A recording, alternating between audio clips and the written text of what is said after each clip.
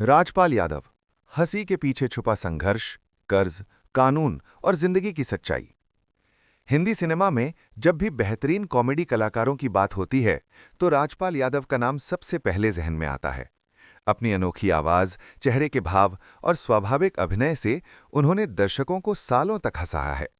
हेरा फेरी, भागम भाग, भूल भुलैया, चुप चुप के, मालामाल वीकली और ढोल जैसी फिल्मों में उनके किरदार आज भी याद किए जाते हैं।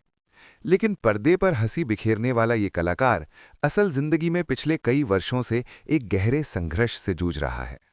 हाल ही में सामने आई खबरों के अनुसार 2010 के एक चेक बाउंस केस में उन्हें तिहाड़ जेल में सरेंडर करना पड़ा, जिसने उनके चाहने वालों को झकझोर कर रख दिया। मामला क्या है? पूरी कहानी की शुरुआत। इस पूरे विवाद की जड़ें साल 2010 में जाती हैं। उस समय राजपाल यादव ने एक निजी कंपनी से 5 करोड़ रुपए का कर्ज लिया था। ये रकम उन्होंने एक फिल्म प्रोजेक्ट के लिए ली थी, जिसमें वो निर्माता के तौर पर जुड़े थे। दुर्भाग्यवश वो फिल्म रिलीज के बाद बॉक्स ऑफिस पर बुरी तरह फ्लॉप हो गई।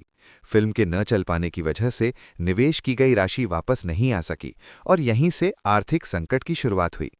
जब कर्ज देने वाली कंपनी ने पैसे वापस मांगे तो राजपाल यादव ने 7 पोस्ट डेटेड चेक दिए, लेकिन ये सभी चेक बाउंस हो गए।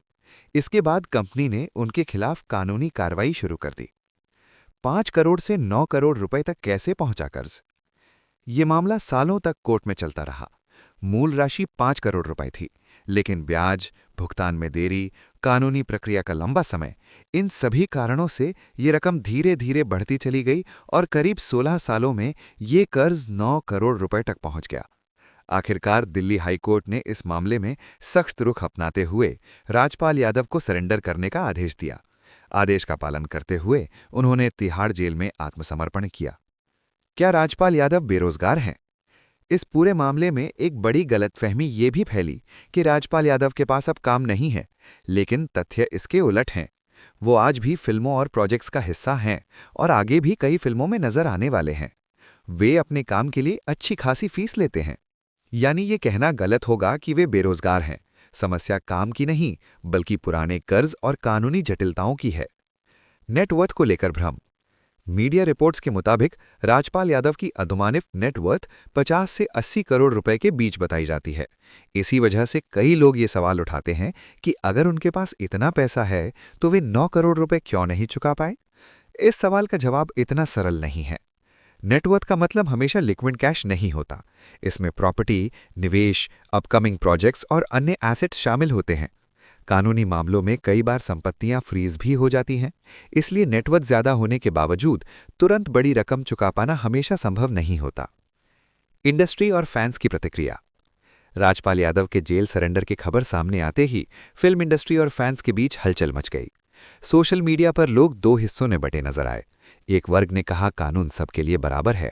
दूसरा वर्ग बोला एक कलाकार जिसने हमें इतना हंसाया, उसे मदद मिलनी चाहिए। धीरे धीरे कुछ लोग उनकी मदद के लिए भी आगे आने लगे हैं, हालांकि इस पर कोई आधिकारिक बयान सामने नहीं आया है।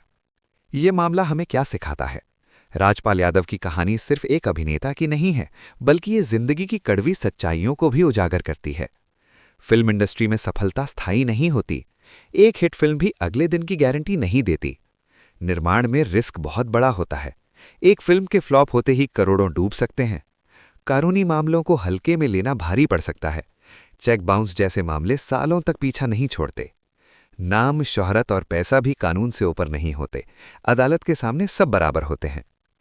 आगे क्या? फिलहाल राजपाल यादव के मामले में कानूनी प्रक्रिया जारी है। उम्मीद की जा रही है कि मामला जल्द सुलझे, कर्ज का कोई समाधान निकले और वे फिर से पूरी तरह अपने काम पर ध्यान दे सकें। दर्शक आज भी उन्हें पर्दे पर देखना चाहते हैं।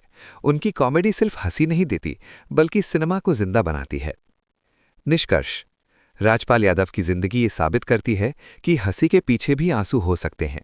एक कलाकार जो लाखों लोगों के चेहरे पर मुस्कान लाता है, वो खुद कई बार मुश्किल हालात से गुजरता है।